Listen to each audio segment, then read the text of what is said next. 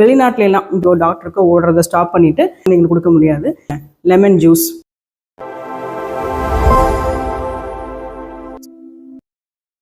Chemical compound சொல்றாங்க, tie ethylene glycol கூட நம்ம கன்சியூம் பண்ணவே கூடாத ஒரு கெமிக்கல். அது அஃபெக்ட் ஆகும் அப்படின்னா இங்கெல்லாம் அப்சர்வ் அதிகமாக ஆகும் அப்படின்னா starting from kidney, brain, spleen, liver, இந்த மாதிரி எல்லா இடத்துலையும் போய் ஈஸியாக அப்சர்வ் ஆயிடும். அது நம்ம உடம்புல இதெல்லாம் கூட நம்ம மருந்துல கலப்படம் ஆகுதா அப்படிங்கிறது உங்களுக்கு ஆச்சரியமான விஷயமா இருக்கலாம். சளி பிடிக்குது அப்படின்னா கண்டிப்பா நீங்க உடனே வந்து காசு கொடுத்து டாக்டரை பார்த்து அதுக்கப்புறம் தான் சரி பண்ணுங்கிற அவசியம் இல்லை. என்னென்ன ரெமெடிஸ்ங்கிறது நான் உங்களுக்கு இப்போ சொல்றேன், நீங்க நோட் பண்ணிக்கோங்க. ரெமெடிஸ்ன்னு ஃபர்ஸ்ட் சொல்ல போறதுக்கு முன்னாடி இப்போ நம்ம ஊர்ல தான் உடனே நம்ம டாக்டர்கிட்ட போறோம், மெடிசன் கொடுக்குறாங்க. வெளிநாட்டுல எல்லாம் இப்போ எங்க அக்கா கனடால இருக்காங்க, தம்பி ஃபின்லாண்டில் இருக்காங்க, அங்கெல்லாம் பார்த்தீங்கன்னா ஒரு ப்ராப்ளம் அப்படின்னா உடனே அவங்க எடுத்த உடனே மெடிசன் ஸ்டார்ட் பண்ணுறது இல்லை. எடுத்த உடனே அவங்க என்ன கொடுக்குறாங்கன்னு நினைக்கிறீங்க? Lemon juice. So lemon juice தான் கொடுக்க சொல்கிறாங்க, எஸ்பெஷலி குழந்தைங்களுக்கு.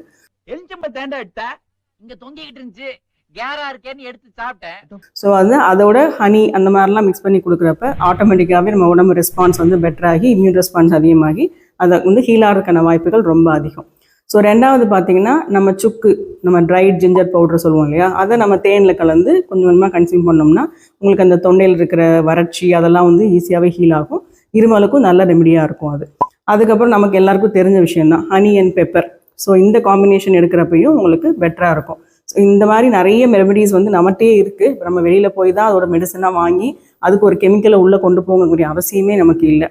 அப்புறம் நம்ம லாஸ்ட் வீடியோவில் கூட சொல்லியிருந்தோம், மில்க், டர்மரிக், பெப்பர், இது ஒரு பெஸ்ட் காம்போ. இது உங்களுக்கு வந்து சளி தொலை இருக்குது அப்படின்னா இது நீங்கள் யூஸ் பண்ணாலே உங்களுக்கு ஓரளவுக்கு அது ஹீல் ஆயிரும். நான் அதிகமாக யூஸ் பண்ணுறது பார்த்தீங்கன்னா சால்ட் வாட்டர் கார்க்லிங். ஸோ அதுதான் எனக்கு பொறுத்த வரைக்கும் என்னோட உடம்பு கண்டிஷனுக்கு ரொம்ப பெஸ்ட்டாகவே ஒர்க் அவுட் ஆகும். ஸோ ஒரு இன்ஃபெக்ஷன் வர ஆரம்பித்து நான் தெரிஞ்ச உடனே morning and night so hot வாட்டரில் கொஞ்சம் கல் உப்பு போடணும். போட்டு நீங்கள் வந்து ஓரளவுக்கு இந்த காகிள் பண்ணிங்கனாலே மேக்ஸிமம் ரெமெடி உங்களுக்கு குவிக்காகவே தெரிஞ்சிடும். அது சின்ன சின்ன வைரல் எஃபெக்டாக இருந்ததுன்னா ஈஸியாகவே உங்களுக்கு ஓரளவுக்கு அது வந்து கண்ட்ரோல் பண்ணிடும். அப்புறம் நம்ம ஆவி பிடிக்கிறது. ஸோ நம்மக்கிட்ட இருக்கிற ஓரளவுக்கு வந்து ஏதாவது சின்ன சின்ன நம்ம துளசி இலை இந்த மாதிரி இலையெல்லாம் போட்டு நம்ம ஆவி பிடிக்கிறோம் அப்படின்னாலும் உங்களுக்கு ஓரளவு உள்ள சளி இருக்கிறது எல்லாமே இறங்கிடும். அது